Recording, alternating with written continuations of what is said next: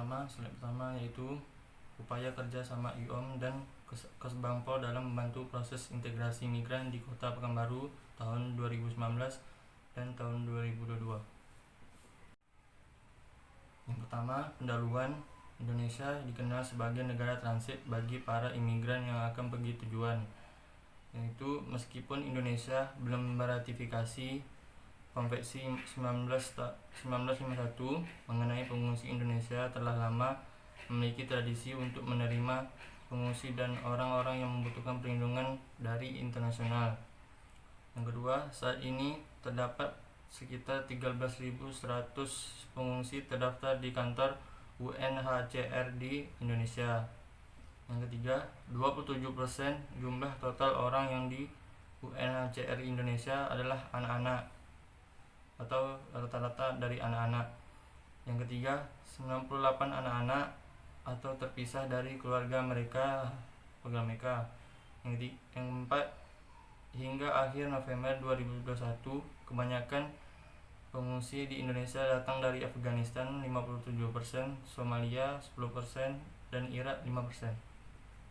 Selanjutnya ada data, yang dimana secara total IOM telah membantu lebih dari 23.000 pengungsi dan pencari suaka sejak tahun 2011 dan membantu kurang lebih 8.000 pengungsi dan pencari suaka di seluruh Indonesia sesuai dengan data pada tahun 2020.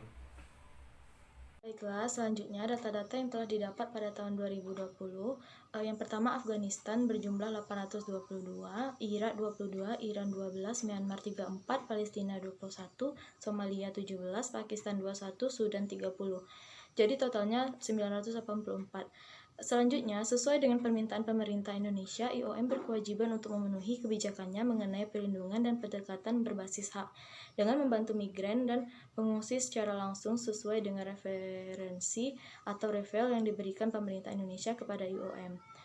Menyediakan kesempatan edukasi baik formal maupun informal, pelatihan vokasional, dan aktivitas rekreatif untuk dewasa maupun anak-anak yang ada di bawah perawatan IOM. Bekerja dengan masyarakat setempat untuk memastikan pengungsi dan pencari suaka menciptakan dampak positif ke lingkungan mereka tinggal. Selanjutnya, harap-harap cemas ribuan pencari suaka di Pekanbaru merajut masa depan. Setelah 6 tahun di Pekanbaru, Azad tidak kunjung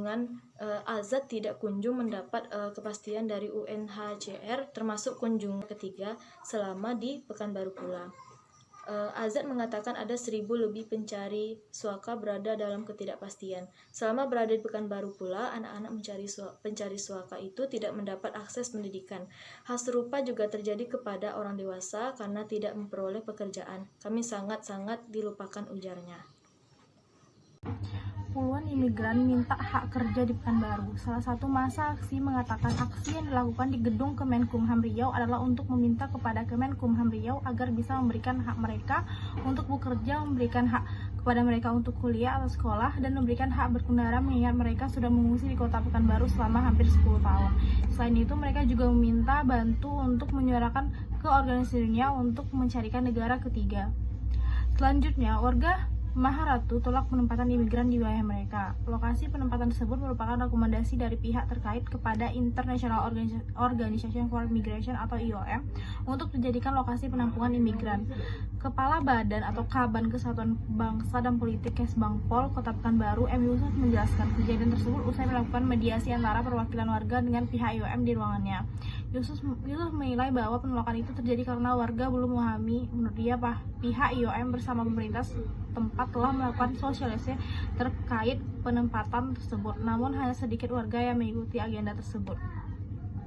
International Organization for Migration atau IOM merupakan sebuah organisasi antar pemerintah terkemuka yang bergerak di bidang migrasi dan bekerja erat dengan mitra pemerintah, antar pemerintah, dan non-pemerintah. Untuk mitra pemerintah sendiri, terdapat Badan Kesatuan Bangsa dan Politik atau Kesbangpol. Pekanbaru turut andil dalam permasalahan isu penanganan pengungsi, terbukti dengan sering adanya koordinasi antara Kesbangpol dengan pihak-pihak terkait.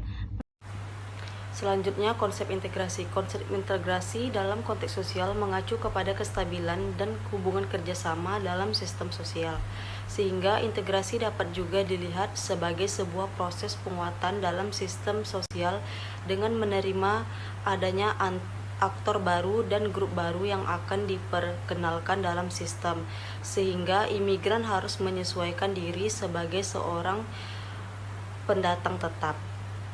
Ilmu sosial dalam hal ini menjelaskan bahwa dengan adanya fenomena tersebut, adanya proses integrasi sangat dibutuhkan. Lebih lanjut, Esther tahun 2000 meyakini bahwa terdapat beberapa dimensi interaksi sosial di masyarakat. Salah satunya yaitu interaksi struktural, di mana terdapat pemindahan hak dan asas terhadap posisi di dalam instansi yang berada di dalam masyarakat, seperti terlibat dalam sistem ekonomi, pasar, kerja, pendidikan, dan lain-lain. Integrasi ini merupakan tahapan dasar yang menunjukkan bahwa individu, dalam hal ini imigran, telah berhasil untuk mendapatkan pengakuan di dalam masyarakat yang lebih luas. Rumusan masalah: bagaimana upaya kerjasama antara IOM dan Kesbangpol dalam membantu proses integrasi migran di Pekanbaru?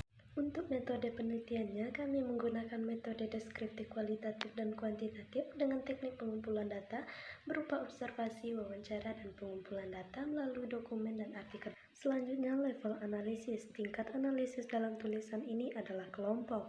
Perspektif dan teorinya. Untuk perspektif liberalisme institusional, kaum liberalisme institusional lebih memfokuskan perhatiannya pada fungsi hukum dan peran institusi internasional, dengan tesis yang mengatakan bahwa hukum dan institusi internasional mendorong penyesuaian dan kerjasama internasional. Institusi internasional dapat berupa organisasi-organisasi internasional formal yang mewakili negara-negara yang memfasilitasi interaksi antar negara.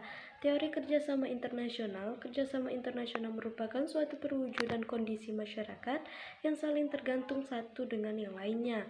Dalam melakukan kerjasama ini dibutuhkan suatu wadah yang dapat memperlancar kegiatan kerjasama tersebut.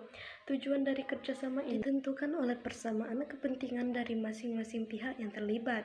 Kerjasama internasional dapat terbentuk karena kehidupan internasional meliputi bidang seperti ideologi, politik, ekonomi, sosial, lingkungan hidup, kebudayaan, pertahanan, dan keamanan.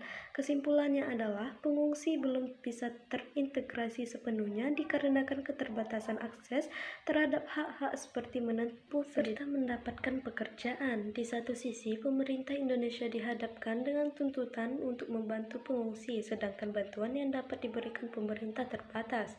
Di sisi lain, ada pengungsi yang harus tinggal berdekatan dengan masyarakat atau urban refugees dan berhadapan dengan berbagai reaksi dari masyarakat atas keberadaan mereka. Sekian penjelasan dari kelompok 6, kami ucapkan terima kasih.